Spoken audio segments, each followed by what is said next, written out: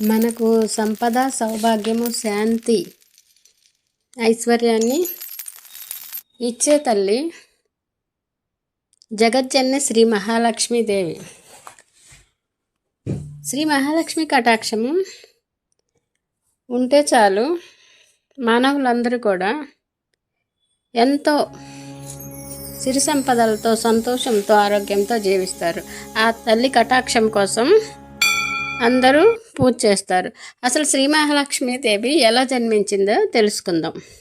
ఒకానొక సమయంలో దేవతలందరికీ శక్తి తగ్గిపోయింది. విష్ణుమూర్తి ఒక సలహా ఇస్తాడు, సముద్రాన్ని మదించమని. అప్పుడు దేవతలందరూ సముద్రాన్ని, మందర పర్వతాన్ని మదనదండంగాను, వాసుకిని తాడుగా ఉపయోగించి ఓ పక్క రాక్షసులు, ఓ పక్క దేవతలు సముద్రాన్ని మదించగా అనేక విలువైన వస్తువులు వచ్చి చివరిగా శ్రీ మహాలక్ష్మి వచ్చింది. ఎంతో తేజస్సుతో ఉన్న శ్రీ మహాలక్ష్మి శ్రీ మహావిష్ణువుని తన భర్తగా ఎంచుకుంది.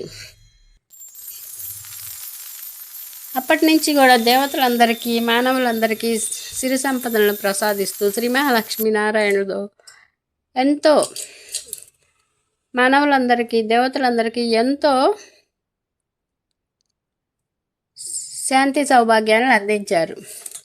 శ్రీ మహాలక్ష్మి కటాక్షం ఉంటే అనేక సంపదలు, సౌభాగ్యాలు కలుగుతాయని మానవులందరూ కూడా ఎంతో నిష్ఠతో, లోకమాత శ్రీ మహాలక్ష్మికి నిష్ఠతో, భక్తితో పూజ చేయటం వల్ల వాళ్ళ కష్టాలన్నీ తీరుతాయని, విజయం కలుగుతుందని భక్తులందరూ ఆశిస్తున్నారు. ఒకనొక గ్రామంలో ఒక పేదవాడు రామయ్య అని ఉండేవాడు. నిత్యము శ్రీ మహాలక్ష్మిని పూజ చేస్తూ ఉండేవాడు.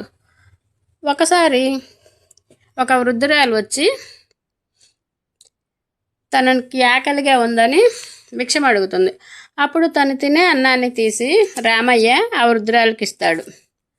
ఆమె, అయ్యో నీకేమి లేదుగా అంటే, అతిథి తింటే నేను తిన్నట్లే, తీసుకోమ్మా అని ఆమెకి తను తినేది ఇచ్చేస్తాడు. దానికి ఆ వృద్ధురాలు ఎంతో సంతోషించి తీసుకొని వెంటనే మహాలక్ష్మిగా మారిపోతుంది.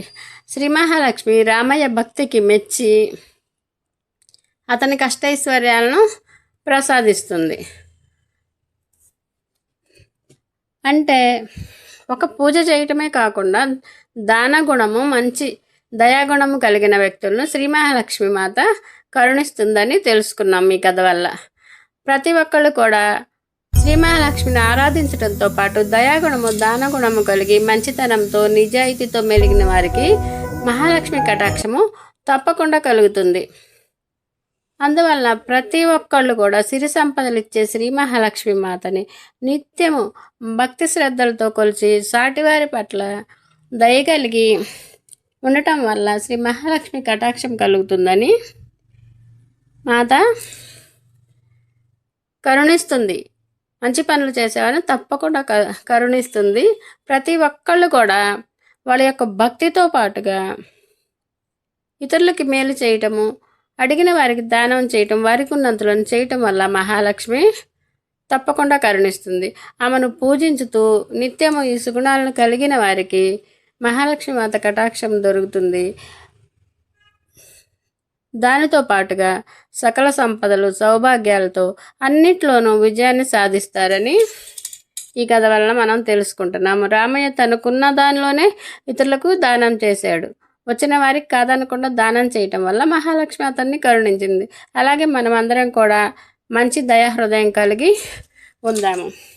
నా ఈ వీడియో మీకు నచ్చినట్లయితే ప్లీజ్ లైక్ చేసి, షేర్ చేసి, సబ్స్క్రైబ్ చేసుకోండి. చూసిన వారందరికీ శ్రీ మహాలక్ష్మి కటాక్షము కలగాలని కోరుకుంటున్నాను.